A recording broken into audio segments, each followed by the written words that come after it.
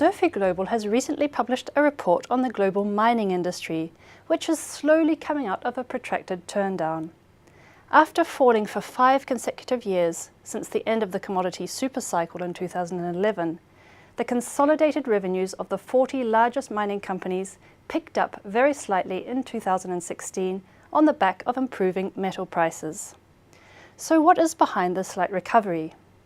It is particularly fueled by a pickup in macroeconomic conditions on emerging markets and the European Union, as well as the implementation of China's fiscal stimulus from mid-2016.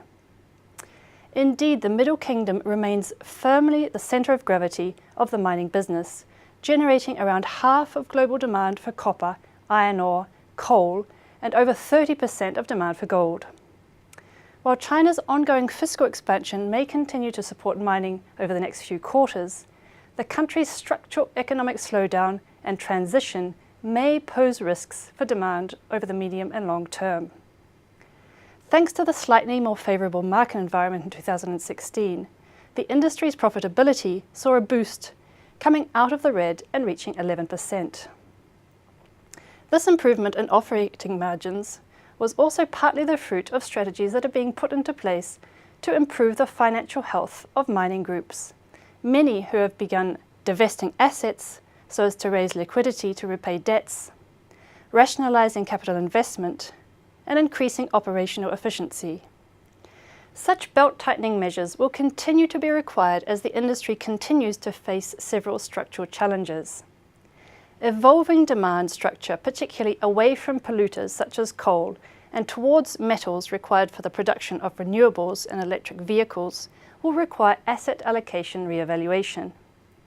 Rising resource nationalism and resulting royalties and operational constraints increase production costs, as does resource replacement difficulties, with miners needing to mine in increasingly remote places or deeper in the ground.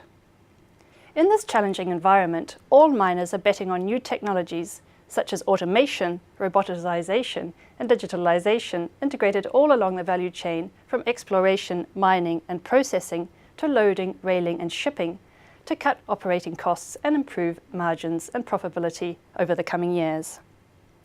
However, the industry downturn has highlighted clear differences between international privately owned groups and their Chinese state-owned rivals. While the former face sharp liquidity pressures and are focused on consolidating their balance sheets, selling non-core assets at a discount, the latter use financial support from their governments to expand their balance sheets and buy the discounted assets of their cash-strapped rivals.